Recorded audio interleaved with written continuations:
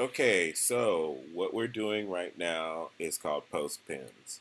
Um, this is a brief preview of what it looks like in Firefox. Post pins, you see the first article, the shift, earth, power centers, etc. Then the second one. And then I've taken out the rest of them and replaced it with post pins. So now you can see it has a picture for all of them in a straightaway line. Now, of course, the first thing that's probably going through your mind is that you want to change it around. Because remember, this is all about experimentation. So as you can see, the post pins are made up of all the different articles that you have on the site. And if you want to load more, you just click this and the database will dynamically load more articles into the front end of your site. Okay. Now, as you can see, it took a second to adjust, but it's added more post pins. Okay. Um, and now you don't see any load more button. Now, that was just a quick demonstration. Now, let's go back and see how it works. So, let's come over here. Let's see here. All right, so now we're looking at the DMS front end, which never looks like you would think it would look. Where is it? Sorry, I'm in the wrong window. Okay, so here's our post pins. And if I come up to where it is, where is it? There it is. You can see right here it says post pins. So obviously, since you've been working on DMS, you already know about hitting the little pencil so that down here the options show up. Now, all of those post pins that showed up on that other page was because I chose it to only have the ones that had the new feature category be in your post pins. Clearly, all you have to do is click this and you can use show all. And of course, that would mean every article on your site will eventually be on the front page. So I'm going to hit publish, but I'm going to do something different. Down, or not down, but up here, it says use load post links. That's why when we got to the bottom of the page, it said load more. You can also use infinite scrolling. I'm going to change it that way so that you can see, okay? And I'm going to hit that, and then we're going to go over back to Firefox and refresh so that you can actually see the difference. I typically don't recommend the infinite scrolling for a very particular reason because remember, you're loading dynamically, which means it will just keep going and it will literally push everything that's on the bottom down further. So now, as you can see, after we get past the second one, we can see all of the different post pins here to the left. And to where it was stopping before, right as your column on the right ended, it's not doing that now because it is just automatically calling every other article on your site dynamically into that window. Okay. Um, that's about as far as it's going for now. Now, again, these are just things, that I'm showing you to actually start getting you in the mindset of the different options there are and how to use them. You see here it says number of pins to load. So if we want, we can choose like a round number. So let's put 20 and then I'll hit publish. And let's go back on over here and let's refresh this window and see what we get. So if you're interested, obviously you're going to have to probably watch this video more than once. So then that way you can start to play with it. One of the things that you made very clear is that you really wanted to start engaging more. I think I've sort of shied away from some of that recently because of I was so busy. But and well, there's some other stuff I'll talk to you about that later. But the bottom line is this is one of the things that you can start to mess around with so you can get used to it. So you see how there's 3 rows here? And let's see, that's 3, that's 6, that's 9. Can't count anymore. 10, 11, 12, 13, 14, 15, 16, 17, 18, 19, and 20. Ooh, look at that. It kept going. Wow, that's not. Oh, right. That's the problem. I'm sorry. I forgot to turn off the infinite scrolling. Hold on. So, here we go. Load post links Ajax. So let's hit publish. Yeah. All it takes is one little thing like that, and you have to go back and reload. And it's the funny thing about these things. You get a lot of options, and they can be great, but they can also be a pain, as you know.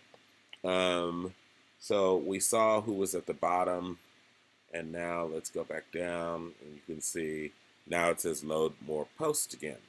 Okay, so and you can count them. There's 20, and right now we have a row of 3 because I put them in at I believe, what did I use? I think I used 200 pixels for the pictures, and that's why it's doing it that way.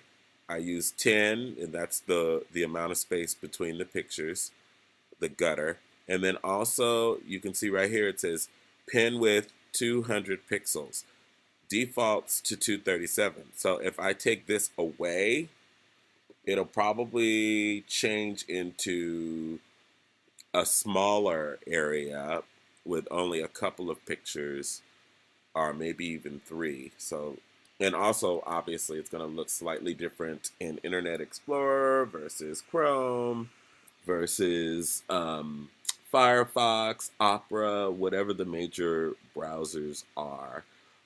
When I do development, I basically tend to stick to Chrome and Firefox because of those are the ones with the highest numbers that are being used these days. Let's take a look, see. Also, I think they handle JavaScript the best. So now you can see you've got 3 there. And this, of course, is Firefox.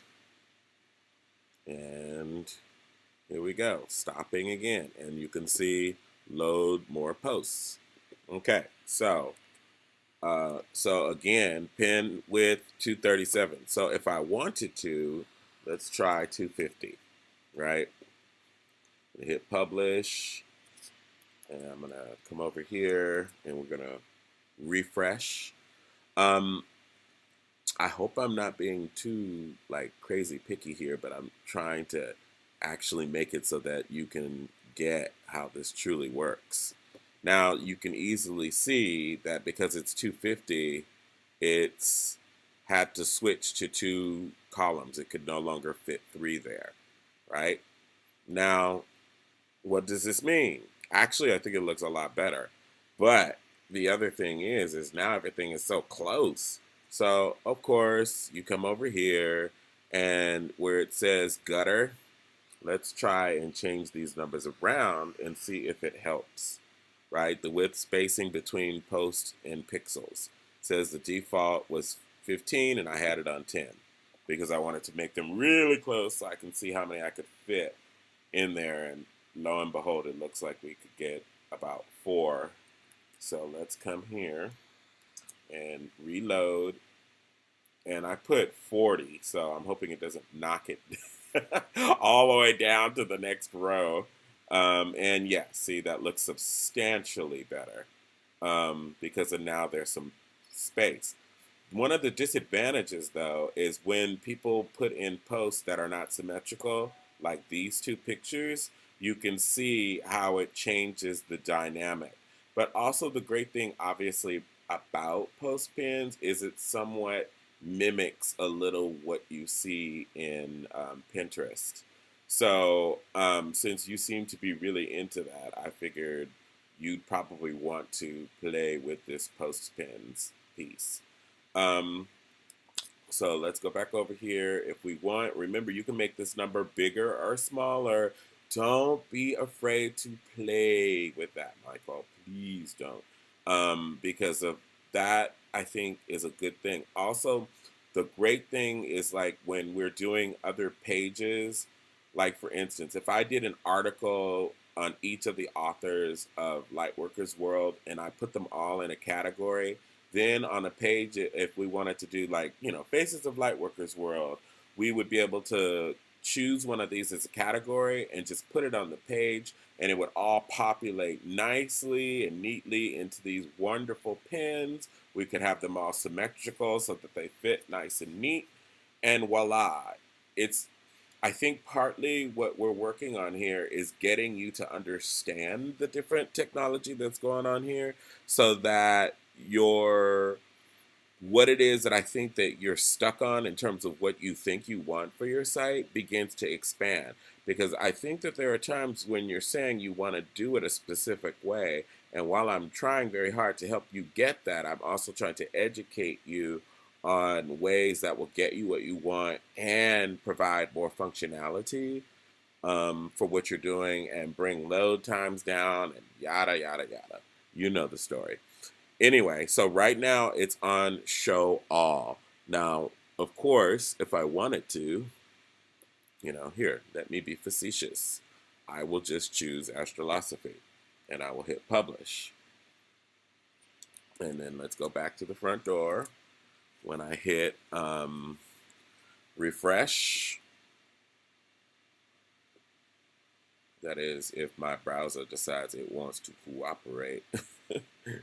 When I hit refresh, voila, there is nothing in this section other than what I put there.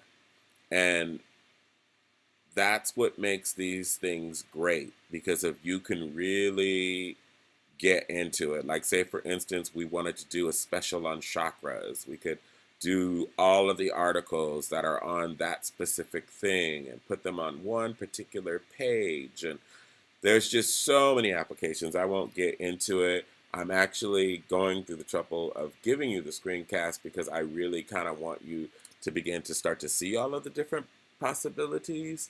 And I actually think that that will alleviate a lot of what it is that you're talking about.